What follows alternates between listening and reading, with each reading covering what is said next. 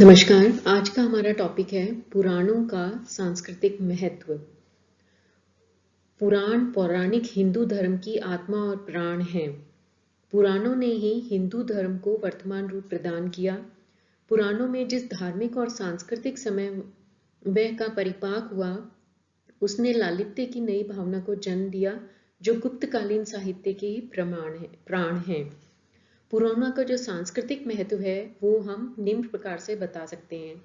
एक तो पुराणों में वर्णाश्रम व्यवस्था और भागवत धर्म का समन्वय है। पुराणों ने वर्णाश्रम धर्म को पुनः प्रतिष्ठित करने का प्रयास किया और शैव और वैष्णव धर्मों को इसके सांचे में डाल दिया। विष्णु पुराण में राजा सगर से यह पूछने पर कि विष्णु की पूजा कैसी करनी चाहिए, औरव ने उत्तर दिया, वही व्यक्ति परमेश्वर की पूजा कर सकता है जो अपने वर्ण और आश्रम संबंधी कर्तव्य को पूरा करता हो। पुराणों में वर्णाश्रम धर्म की पुष्टि के लिए अनेक कथाएं सृजित की गई हैं।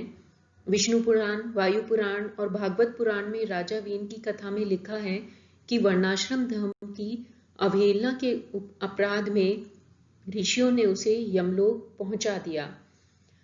पुराणों में वैदिक विचारों का नया रूप। पुराणों में वैदिक विचारों, देवताओं और कथानकों को नए विश्वासों, मान्यताओं और आख्यानों का आवरण चढ़ाया गया है। इसमें चिंतन मनन का सारा जो बेस है वो वैदिक ही है। वेद के अव्यव अक्षर और शर पुरुष पुराणों में ब्रह्म, विष्णु और शिव हो गए हैं। वेद की त्रिधाम विद्या या सप्तधाम विद्या विष्णु के वामनावतार की कथा में परिणित हो गई है। वेद की दक्ष अदिति विद्या ने दक्ष यज्ञ के विध्वंस की कथा का रूप ले लिया है। वेद की अग्निचयन विद्या मत्स्य पुराण का कुमार जन्म वृतांत बन गया है। पुराणों पर महायान धर्म का प्रभाव।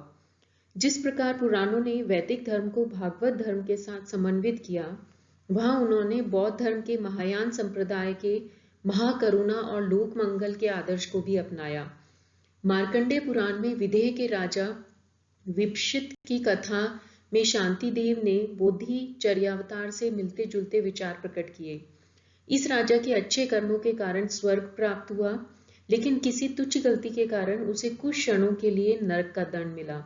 जब वह नरक में पहुंचा और उसने वहां के लोगों की करुण चित्कार सुनी तो उसका हृदय पिघल गया और उसने ये संकल्प लिया कि स्वर्ग के सुखों का भोग करने की अपेक्षा नरक में ही रहकर दुखी लोगों की सेवा करना अच्छा है। उसने सुख की अपेक्षा सेवा को श्रेष्ठ समझा और स्वर्ग जाने का इरादा छोड़ दिया। इंद्र और यम के समझाने पर भी वह अपने संकल्प पर दृढ़ रहा।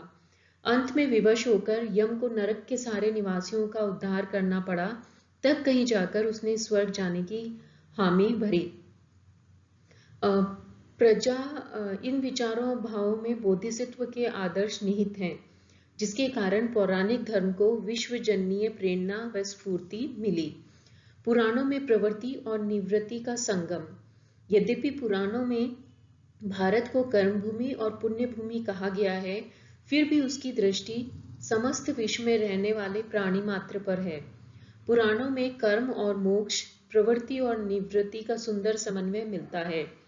पद्म पुराण, अग्नि पुराण, कूर्म पुराण और गरुड़ पुराण में कहा गया है कि संसार में आकर कर्म करना मनुष्य का कर्तव्य है।